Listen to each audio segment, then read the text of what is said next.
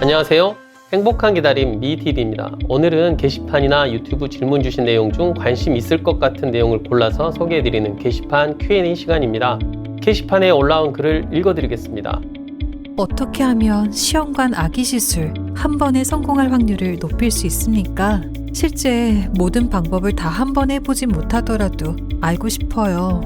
친구와 언니가 시험관 여러 번 하는 걸 보니 저는 그렇게까지 인내력이 있는 게 아니라 중도 포기할 것 같아 미리부터 겁이 납니다. 일단 어떤 방법들이 있는지 알려주시면 감사하겠습니다. 저 역시 오늘 답변의 전제 조건은 모든 팁을 다 사용할 수 없는 여러 경우가 있다는 것을 미리 말씀드립니다.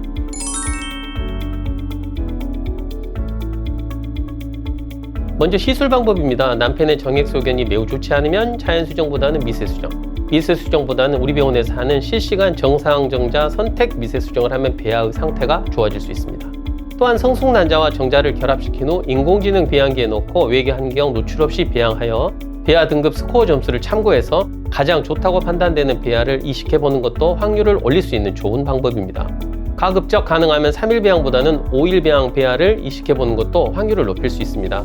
배아가 일단 수정되면 모든 배아가 자라고 발달하는 것은 아닙니다. 어떤 배아는 퇴화하며 어떤 배아는 며칠 동안 분열하다가 멈춰버리기도 합니다.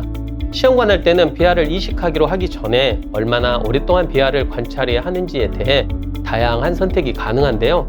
일반적으로 체외 수정 프로그램은 3일의 발달 단계, 즉 분열 단계에서 이식 또는 5에서 7일, 즉 코베기 배아 이식 이 두 가지를 기준으로 어느 시기 배아를 이식할지 선택하게 됩니다. 상식적인 말이지만 더 오랜 시간 동안 배아를 관찰하는 것은 가장 건강한 배아를 식별하는 데 도움을 줄 것이고, 따라서 임신을 일으킬 가능성이 가장 높은 배아를 식별하는 데 도움을 줄 수 있을 것입니다. 그래서 경험의 법칙은 더 오래 보는 것이 좋다입니다.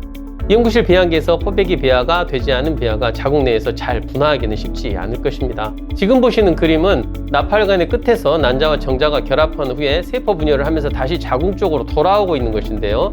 빨간 원안에 보이는 것이 3일 정도 분열 과정을 거쳐서 세포가 8개로 나누어진 배아의 모습입니다. 그리고 이제 이틀 정도가 더 지나면 지금 보시는 그림처럼 영어로 이너셀 매스라고 하는 세포 더미와 외곽의 동그란 외피를 갖춘 무수히 많은 세포로 분화한 포배기 5일 배양 배아로 자라게 됩니다. 그래서 이 경우 하루 정도만 자궁 내광에서 버텨내주면 확산 과정이 일어나게 되는 것입니다. 그리고 중요한 것 중 하나는 냉동 이식이냐 신선주기 이식이냐를 잘 결정하는 것입니다. 무조건 뭐가 더 성공률이 높다고 말하면 절대 안 되고요. 일단 부모의 염색체 이상, 습관성 유산 등 여러 이유로 산전 유전 진단을 통한 시험관하기 시술을 하시는 분들은 당연히 냉동비아 이용 이식이 맞고, 자궁내막증이나 자궁상근증이 있는 경우, 여러 번 신선주기를 실패한 경우 등도 냉동비아 이식이 좋은 옵션이 될 수 있습니다. 이런 전략적인 접근 말고 다낭성 난수 증후군이나 자궁 기형, 난관 수종 등이 있을 경우 신선주기에서 프로게스테론이라는 호르몬 수치가 이식 전 검사상 일정 수치 이상 높을 경우 등에는 신선주기보다 냉동주기 이식을 하는 것이 맞겠습니다. 그리고 요즘은 많은 분들이 다 알고 있는 산전 유전 진단을 통한 시험관하기 시술이라는 게 있습니다. 배아의 염색체 검사를 해서 정상인지 아닌지 검사한 후 검사한 배아는 모두 냉동해서 정상으로 판명된 배아 중 현미경 검사상 가장 등급이 좋은 배아로 포배기 배아 이식을 하는 것은 국내외적으로 많은 나라에서 시행하고 있긴 하지만 국내에서는 비용 문제, 근거의 문제 등으로 사실 현장에서 루틴으로 할 수는 없는 실정입니다. 하지만 질문 주신 대로 뭐든 일단 좋은 것이 있냐고 물으신다면 이런 검사를 해서 이식하면 아무래도 확률은 올라갈 수밖에 없겠습니다. 저부터도 첫 시도에 이런 검사를 하고 시험관하기 시술을 냉동으로 하자고 먼저 권유하고 있지는 않습니다만 이론적으로는 임신율을 높일 수 있는 확실한 방법 중 하나라고 생각합니다.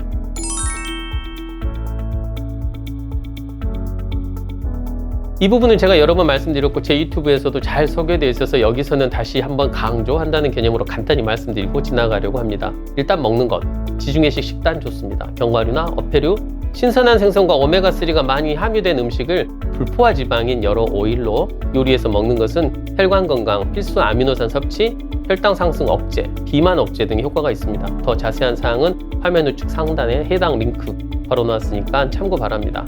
그리고 최소 6시간 이상 숙면을 하는 것이 좋겠습니다. 너무 잠이 오지 않을 경우에는 멜라토닌 제제의 수면제인 석화딘을 하루 한 알 반, 잠자기 30분 전에 드시면 됩니다. 가끔 해외 직구로 이 석화딘의 원성분인 멜라토닌을 사서 드시곤 하는데 이렇게 멜라토닌 자체를 드시면 혈중 농도가 30분 정도 이하로 유지돼서 효과 보기 어렵고 난자질을 좋게 만드는 석화딘의 효과 역시 기대하기 어렵습니다. 처방 좀 받아서 복용하는 것이 맞겠습니다. 석화딘에 대해서도 더 자세한 상황은 화면 우측 상단에 해당 링크 걸어 놓았으니까 참고 바랍니다. 세 번째로 운동입니다. 운동은 평소에는 30분 이상 아주 빠르게 걷기 정도부터 빠르게 달리기 하는 정도의 강도로 하시면 됩니다.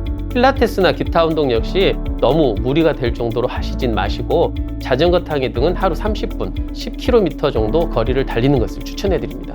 운동에 대해 더 알고 싶으시면 화면 우측 상단에 해당 영상 링크 걸어 놓았으니까 참고 바랍니다.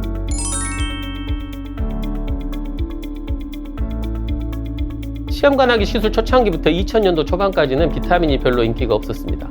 그보다는 한약이나 보신 음식, 홍삼 등 전통적인 부분들이 많이 활용되었지만 점차 비타민 치료에 대한 관심이 높아지면서 이제는 비타민과 보조 효소, 미네랄 등을 복용하지 않는 분들이 거의 없는 것 같습니다. 우리가 항산화제라고 부르는 것들이 중요한데요. 이게 바로 비타민, 미네랄, 불포화, 지방산 등입니다. 그리고 시험관하기 시술을 위해 사용하는 약물 중 우리가 비타민이라고 부르지만 엄밀히 말해 비타민이 아닌 것들이 다수 있습니다. 하지만 뭐로 불리냐는 것은 여기서 중요한 것은 아니고요. 먹어야 할 것들에 대해 간단히 설명해 드리고 각각의 효능은 제 영상 참고하시면 됩니다. 일단 이노시톨, 비타민 D, E, 코엔자임 Q10 그리고 활성엽산이 가장 기본적으로 필요한 약제이고요. 그 외 난소 기능이 저하되어 있으면 아르기닌, DHEA, 나드 부스터 등을 추가할 수 있습니다. 코엔자임 Q10은 제가 전에 영상에서 말씀드린 적이 있는데 여러 연구에서 정상 출산율을 높이는데 가장 좋은 항산화제로 보고되고 있습니다. 이노시톨은 다낭성 난소 증후군이 있는 분들에게 매우 효과적인 물질인데요. 인슐린 저항성을 감소시키고 폐랑 기능을 강화시키고 난자해주를 좋게 만들 수 있어서 꼭 드시는 것이 좋겠습니다.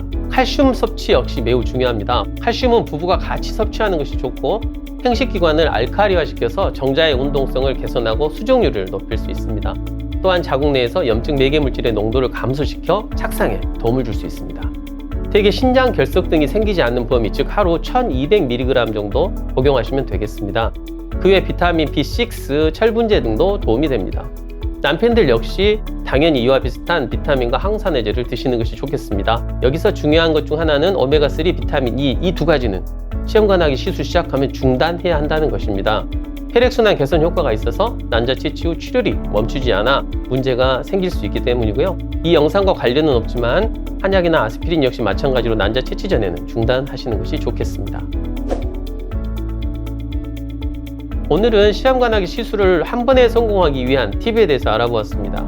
병원과 의사, 연구실에서 해볼 수 있는 방법과 환자 부부가 해볼 수 있는 방법 두 가지 면을 살펴보았습니다. 결국 한 번에 성공하는 가장 확률 높은 방법들이 있기는 하지만 이게 너무 안 해도 될 것을 하는 상황으로까지 가면 안 되기 때문에 테일러드 어프로치, 즉 양복 맞춤처럼 각자의 상황에 맞게 의사와 환자 부부가 해야 할 것과 보류할 것을 잘 구분해서 적용하고 노력하는 것이 좋겠습니다. 시청해 주셔서 감사합니다.